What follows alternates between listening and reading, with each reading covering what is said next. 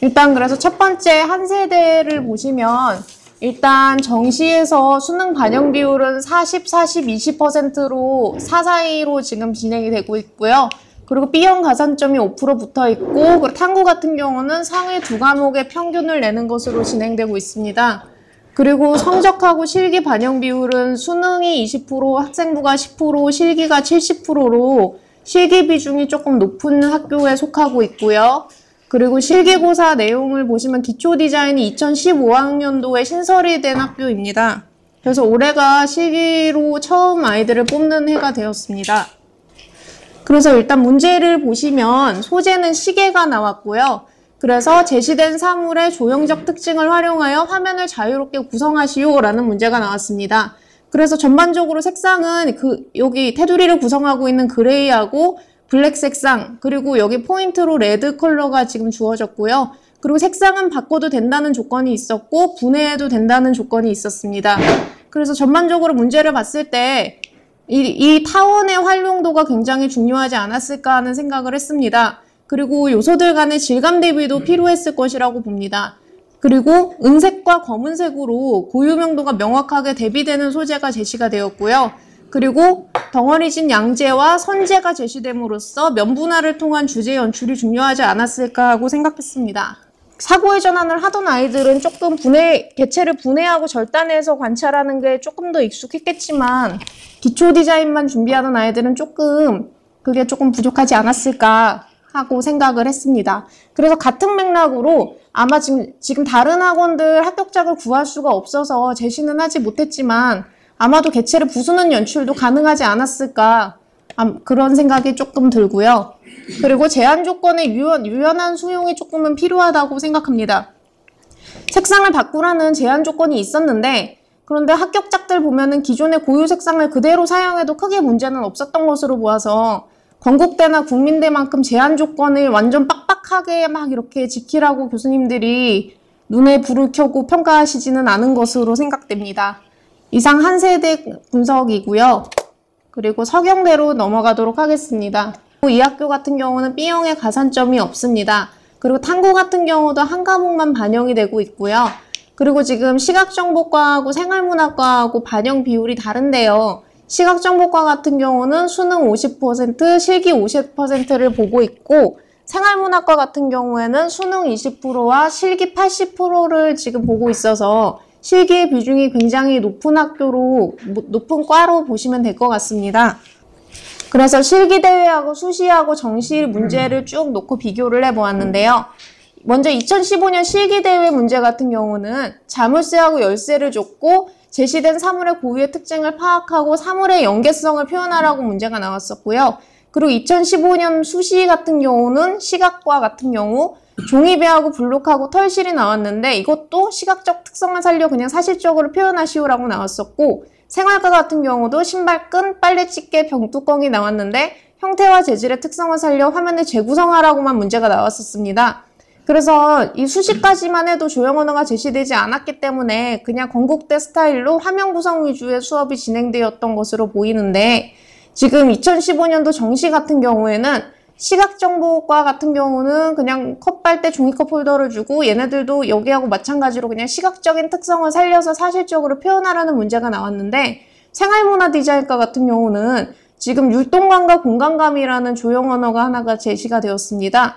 그래서 지금 요때보다는 지금 율동감이라는 말이 들어가면서 이제 문제풀이를 좀 보는 측면도 중요하지 않았을까 하는 것이 보이고요. 그리고 문제 자체로 지금 보면은 종이컵, 야구공, 스프링을 줘서 나름대로 양재하고 점재하고 선재를 지금 제시를 했다고 보여지고 그리고 컬러도 지금 종이컵 자체가 이런 비리디안 계통의 그린이었고 그리고 야구공에 자체적으로 무채색이 있는 데다가 실밥에 레드를 지금 넣은 것으로 보아서 색깔도 나름대로 그린하고 레드하고 무채색을 주면서 보색을 조금 주지 않았나. 그런데 지금 그것으로 봤을 때는 또 면적으로 봤을 때 종이컵이 실밥보다 면적이 훨씬 크므로 아마 그린을 주조색으로 하고 레드를 포인트로 써야 되지 않았을까 하는 생각이 들었습니다. 그리고 특이사항으로는 서경대학교에서 2016학년도 수시 때부터 기초 디자인으로 실기 100% 전형을 신설한다고 합니다. 아마 그 작년 한양대처럼 엄청난 흥행무리를 하면서 조금 아이들이 많이 몰리지 않을까 예측이 됩니다. 네, 서경대 여기까지 발표 마치겠습니다. 성적과 실기 반영 비율을 보시면 수능 60%에 실기 40%로 지금 수능 성적이 조금 더 중요한 학교로 지금 보이고 있고요. 그리고 이 학교도 마찬가지로 2015년도에 기초 디자인 과목이 신설이 되었습니다. 그래서 그 전까지는 그 비실기로 보던 학교였는데 이제 기초 디자인이 새로 낑겨 들어가게 됐고요. 그리고 주제는 지금 삼선 슬리퍼와 열쇠가 나왔습니다. 그래서 제시물을 이용하여 화면 구성하시오라고 문제가 나왔고, 그리고 슬리퍼는 분해 가능했고 배경은 채색할 것, 그리고 색상은 변형 가능이라는 그 제한 조건이 걸렸습니다. 그래서 소재를 보시면 금속하고 고무가 주어져서 이제 금속 재질과 고무의 질감 대비가 조금 보였고요. 그리고 블랙, 화이트, 그리고 밝은색 금속의 명확한 고유 명도가 대비되는 소재를 지금 줬다고 보입니다. 그리고 소재 자체의 컬러감이 조금 약한 것이 있습니다. 블랙하고 화이트로 이루어진 소재하고 그리고 열쇠라서, 그래서 이제 여기서 색상을 변형 가능하다는 이 조건을 잘 사용을 했어야 했을 것 같고요. 그리고 전체적으로 양재하고 점재가 제시가 되고 선재가 지금 따로 나오지 않은 것으로 보아서 주제부에서 막 뭔가 화려하게 면분할을 많이 하는 연출보다는 뭔가 단단하게 크게 화면 구성을 자르고 들어가는 게 조금 더 중요하지 않았을까. 그래서 지금 실기 고득점작 2장을 분석을 해봤는데요. 지금 일단 보시면 일단은 주제부가 정확하게 먼저 눈에 제일 먼저 들어오고 있고, 그리고 지금 배경의 공간감을 굉장히 정리를 잘한 것이 보입니다. 앞뒤 레이어를 생각해서 앞 공간과 뒷 공간을 잘 나누어 주었고, 그리고 앞에하고 뒤에하고 명도 관계 정리도 깔끔하게 잘 내줬고요. 그리고 주어진 슬리퍼라는 소재와 열쇠라는 소재를 꼼꼼하게 관찰한 것이 눈에 띕니다. 특히 이 그림 같은 경우는 금속이 약간 비치는 것까지 잘 관찰을 해주었고, 그리고 배경을 칠하라고 했는데 제시물의 고유 명도를 고려해서 배경을 완전 미색으로 지금 밀어버린 것으로 보입니다. 그리고 또 하나 지금 중요한 게 약간 제시 조건을 선별적으로 조금 수용한 것이 눈에 띄는데요. 제시물을 분해해도 된다고 했는데 지금 이 2장 같은 경우는 분해를 하지 않았는데도 불구하고 지금 붙은 것으로 보여서 제시 조건을 이것도 앞에 학교와 마찬가지로 너무 막 이렇게 빡빡하게 지킬 필요는 없지 않았을까. 더군다나 이 학교가 지금 올해 처음으로 이제 기초 디자인을 신설하면서 이제 비실기였던 학교에서 실기를 보는 학교이기 때문에 아무래도 이렇게 제시 조건을 확실하게 지킨 것보다는 그냥 잘 그린 게 조금 더 높은 점수를 받지 않았을까. 그리고 일단 이 덕성여대 같은 경우는 특이사항이 많아서 먼저 특이사항부터 말씀드리자면 2016학년도 수시 선발 전형이 신설이 된다고 합니다. 그래서 학생부 20%에 실기 80%로 수시를 뽑는데 7명을 뽑을 거라고 하고요. 여기서 7명을 뽑으면서 정시에서 선발 인원이 감소한다고 합니다. 13명으로 바뀌고요. 그리고 2016학년도 정시부터 실기 반영 비율이 70%까지 늘어난다고 합니다.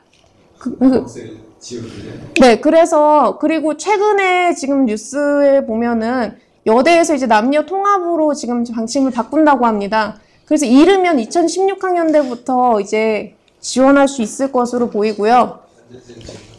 그리고 결론을 이제 마지막으로 말씀드리자면 덕성여대 같은 경우는 제한 조건을 선발적으로 수용해도 크게 문제가 없었다고 보여집니다. 그래서 중하위권 대학을 지원하는 학생들의 경우에는 조금 더 문제 해석을 조금 더 유연하게 생각할 수 있도록 좀 이렇게 유도해 주는 것도 필요하지 않을까 하는 생각이 들었고요.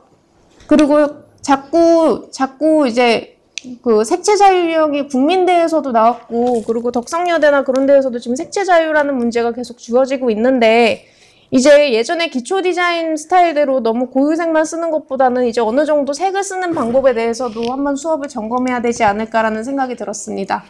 덕성여대 분석 여기서 마치겠습니다.